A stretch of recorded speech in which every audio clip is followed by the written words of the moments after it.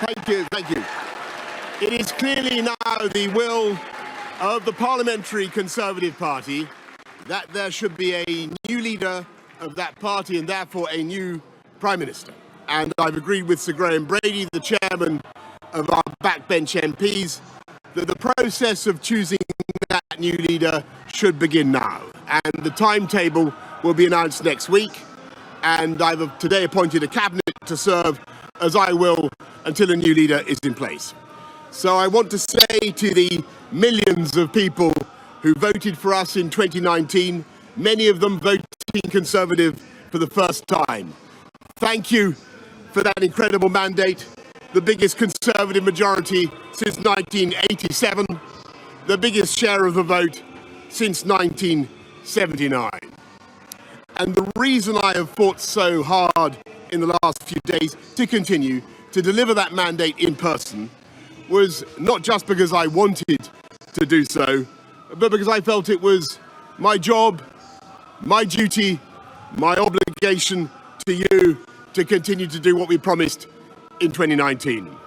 And of course, I'm immensely proud of the achievements of this government, from getting Brexit done to settling our relations with the continent for over half a century, reclaiming the power for this country to make its own laws in Parliament, getting us all through the pandemic, delivering the fastest vaccine rollout in Europe, the fastest exit from lockdown, and in the last few months, leading the West in standing up to Putin's aggression in Ukraine. And let me say now to the people of Ukraine that I know that we in the UK will continue to back your fight for freedom for as long as it takes. And at the same time, in this country, we've been pushing forward a vast program of investment in infrastructure and skills and technology, the biggest in a century, because if I have one insight into human beings, it is the genius and talent and enthusiasm and imagination are evenly distributed throughout the population, but opportunity is not. And that's why we must keep levelling up, keep unleashing the potential of every part of the United Kingdom.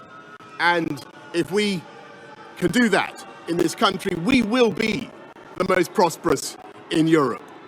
And in the last few days, I've tried to persuade my colleagues that it would be eccentric to change governments when we're delivering so much and when we have such a vast mandate and when we're actually only a handful of points behind in the polls, even in mid-term after quite a few months of pretty relentless sledging, and when the economic scene is so difficult domestically and internationally. And I regret not to have been successful in those arguments, and of course it's painful not to be able to see through so many ideas and projects myself. But as we've seen at Westminster, the herd instinct is powerful. When the herd moves, it moves. And my friends, in politics, no one is remotely indispensable.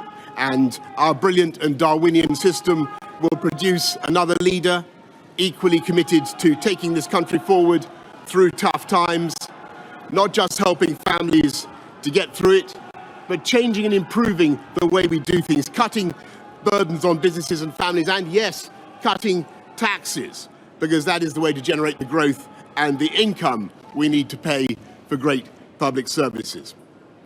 And to that new leader, I say, whoever he or she may be, I say I will give you as much support as I can. And to you, the British public, I know that there will be many people who are relieved, and perhaps quite a few who will also be disappointed. And I want you to know how sad I am to be giving up the best job in the world. But them's the breaks. I want to thank Carrie and our children and all the members of my family who have had to put up with so much for so long.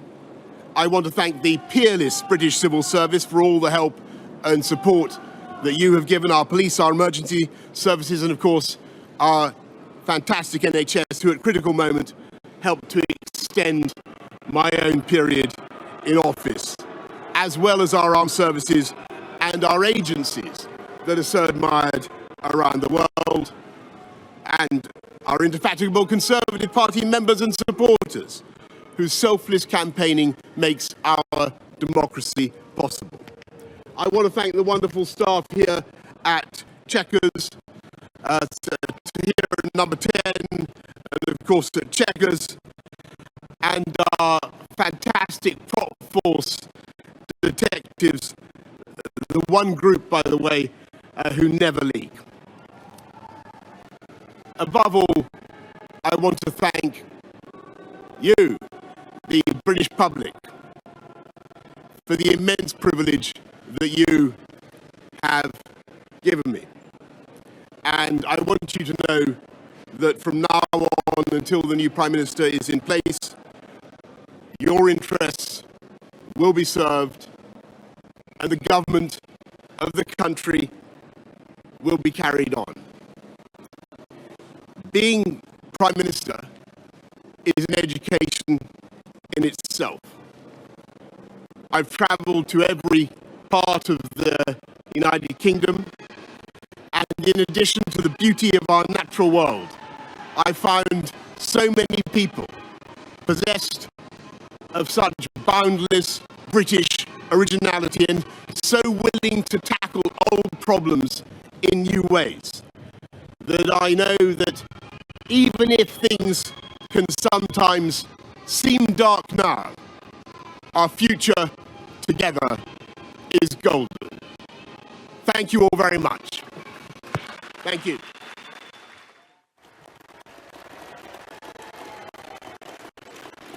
Boris Johnson there talking about how sad he is to give up the best job in the world, but the breaks.